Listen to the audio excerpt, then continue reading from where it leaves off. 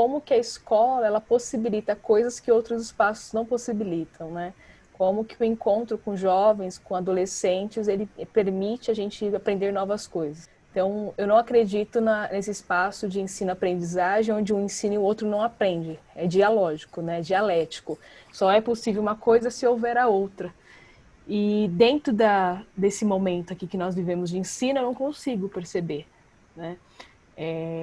O acesso é pequeno, eu estou dentro de um espaço em que majoritariamente periférico, então as pessoas não têm acesso à internet, não têm aparelhos celulares. Então... Conta um pouco como é que era, assim. Eu acho que foi um momento, assim, de muita evolução pessoal. Eu amadureci muito mesmo no meu ensino médio. Foi também onde eu aprendi, porque antes já tinha uma noção de mundo e lá meio que, por exemplo, a debater sobre o racismo, sobre o feminismo, e foi muito legal nisso. E lá também a gente sempre tinha um laço que os professores buscavam integrar não só os alunos da sala, mas com toda a escola. Então sempre tinham gincanas, projetos sociais. E agora falando na faculdade, né? Por direito então, né?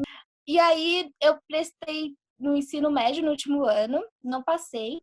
Fiz tanto a FUVEST quanto o Enem, não passei. Aí depois comecei a estudar em casa por 2 anos. Eu acho que no segundo ano estudando em casa. Não, no primeiro ano que eu estava estudando em casa, que foi 2018, eu fiz um cursinho que fica na minha cidade. Só que aí a minha nota ficou perto, não foi suficiente para mim passar. Aí eu fiquei de novo estudando em casa mais um ano.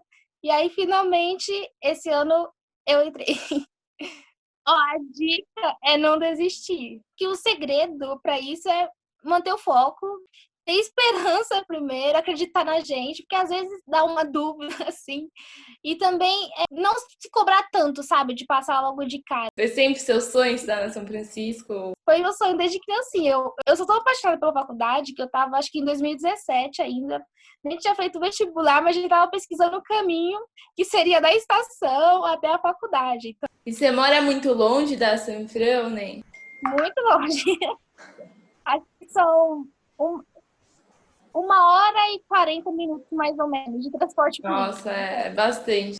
Mas uma coisa é que na volta, como eu estudo à noite, sempre eu chegava em casa mais ou menos quase meia-noite, então eu ficava bem puxado para voltar. Para ir para a faculdade era mais tranquilo.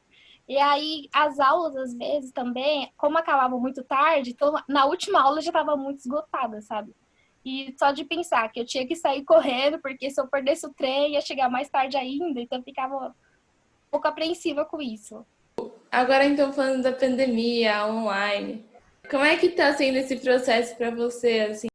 E por incrível que pareça, assim, foram 3 semanas bem produtivas, sabe, as presenciais, porque teve um professor que no segundo dia de aula ele já formou o grupo de trabalho. E meu grupo era o maior da sala, que tinham 9 pessoas. Então foi muito mais fácil ter contato com essas pessoas, ainda mais porque o grupo continuou até o final do semestre. E como continuou, então eu mantenho contato com essas pessoas até hoje.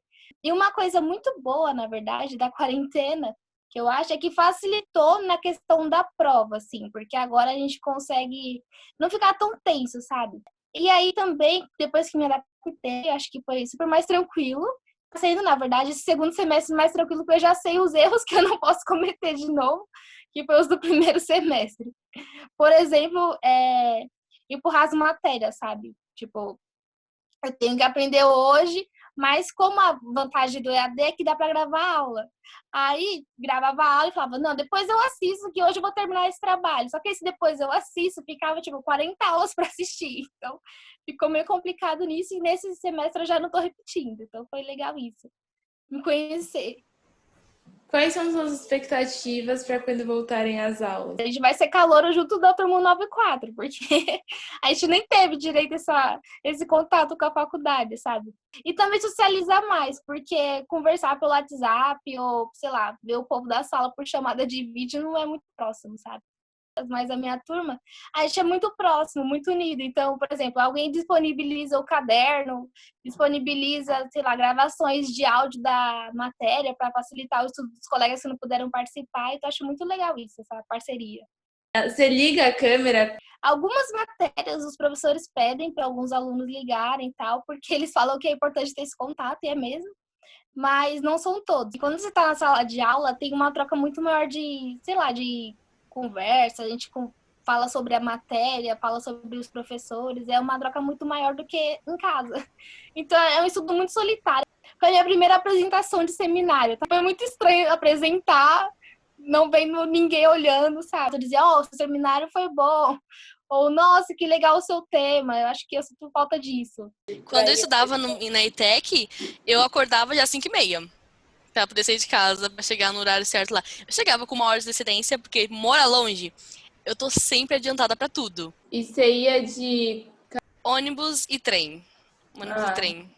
Todo o processo de entrar na faculdade foi meio que um borrão, assim. Porque sabe quando você tá muito acostumado com esse negócio, alguma coisa não cai a ficha?